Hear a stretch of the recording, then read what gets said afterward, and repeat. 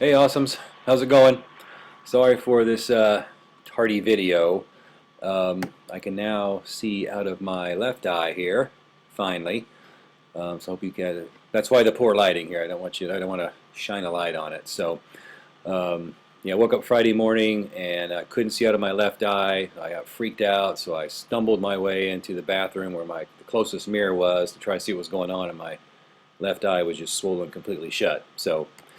Uh, 3 doctors later, and I think the right diagnosis. I got on the right antibiotics or whatever they are, but these powerful suckers kind of did a number on me, and I kind of lost track of what day it was. So thank you for your patience, and I'm very, very, very sorry. However, so it brings us to our last item for this semester is Project 5, the reflection. So I want to talk with you a little bit about that, and then just reiterate that Project 3B, if you submitted Project 3B already, I should have already provided feedback to you.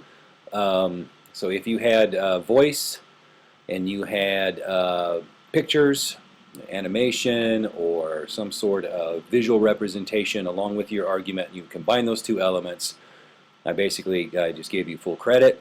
100% for doing it, and they were really, really good. So even if I was providing real feedback, quote unquote, it would have been very minor details. So as long as you had those 3 main elements in there that you reviewed kind of went over your project for, you had voice, and you combined that with some form of visual display, even if it was just yourself talking through it, and then maybe you sent an accompanying PowerPoint or whatever. So I really enjoyed those. You guys, wonderful job with those, so thank you for that.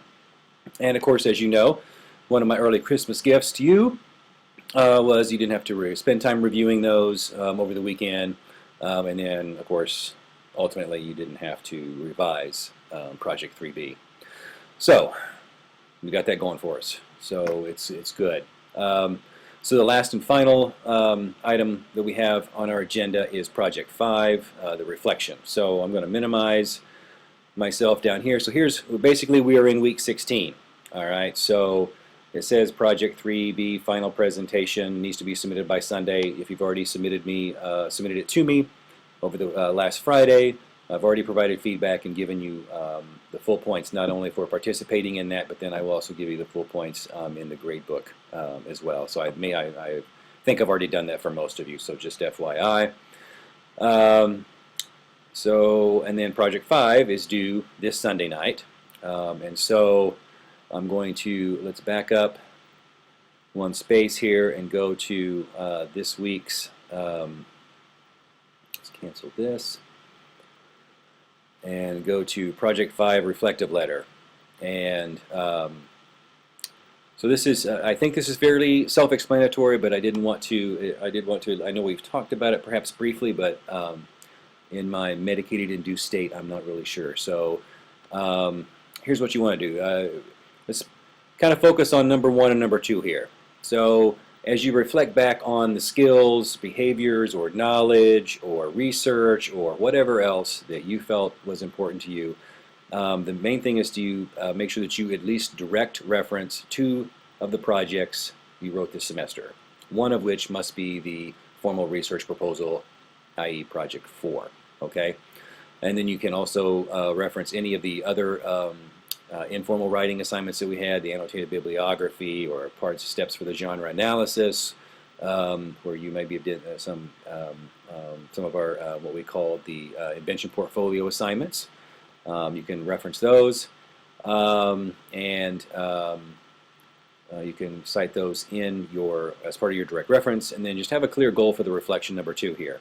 Be clear about how you feel you've achieved and how the work you've done in English 3010 has produced changes in your writing and research, and show those things. So a lot of times students ask, well, how do I go about doing that? Feel free to, if you want to make it an argument, where you make an argument that I have improved in the following 2 or 3 areas, and then set about to demonstrate how you do those things or did those things, that is perfectly fine. Okay, I'd rather it be clear and straightforward than this is not something that has to be super or uber nuanced. Okay, so feel free to, if you want to rely or revert back to something that you're really comfortable with writing, as this is a reflection, please feel free to do that. Okay, so here are 4 other things that you want to kind of help you frame the reflection letter prior to this class. What did I know about writing and research in my discipline? So I anticipate a lot of you will have hopefully some epiphanies or some discoveries or some revelations or things that you've learned specifically perhaps about your discourse community that you didn't otherwise know prior to. So what did you learn about writing and researching in your discipline or your discourse community? What did you actually learn about writing and researching in your discipline, aka your discourse community?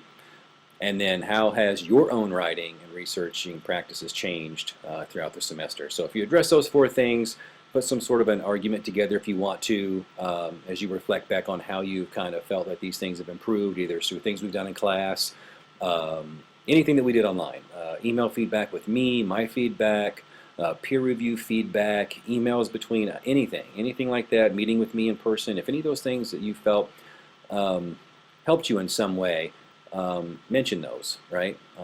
And then try to be as specific as possible.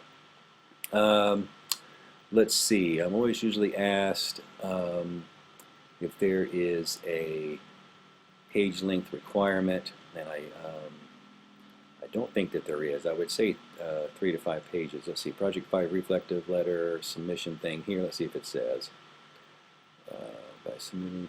Okay, so it doesn't. So I would think to address the things you need to address on this particular assignment, that I would think that 3 pages, 4 pages, 5 pages is shouldn't be any longer than 5 pages. 3 to 5 pages is perfectly fine and more than ample to address those things, because you can just be really clear. You don't have to go on a tangent or anything like that. So, and this is where you will, of course, I'll put it also in this content folder for week 16 to give you another easier access to be able to submit those as well for you. Okay, I didn't expect this to go 7 minutes. So anyway, I wish you all a wonderful holiday. I'll contact with you as soon as I start getting in your Project 5s. I will start entering in those grades, and of course you can see on Blackboard your grade. I have everything weighted. You try to, I think you should be able to see in a weighted column to see what your final grade is. So begin looking at those starting over the weekend or on Monday, and I will start piecing those together, and then I will be submitting grades probably either Tuesday or Thursday. If I get everything done, I'll start submitting grades Tuesday, so you should be able to see those displayed there through Blackboard in your student view. So it's been a wonderful class. You guys have been awesome, and you've been incredibly patient, and I really, really appreciate that. I apologize for the bump at the very beginning of the semester with Blackboard issues. You guys hung in there with me, and I appreciate that. And then the video issue that we had there, I don't know what was going on with that. I'm still not sure what it is, except that I can do it now. So, and then I appreciate your patience over this beginning of this week and waiting for this video. So if you have any questions about Project 5 or anything in this class, do not hesitate to email me, okay? I might not be as mobile for the next couple of days, but if you do need to meet with me or feel like it's imperative and necessary that we meet, just let me know. I will do everything in my power to make that happen for you, all right? So I hope you all have a great holiday. I hope your semesters end very well. Happy New Year, and hope to see you very, very soon. All right, awesomes? Thank you for everything. Take care. Bye.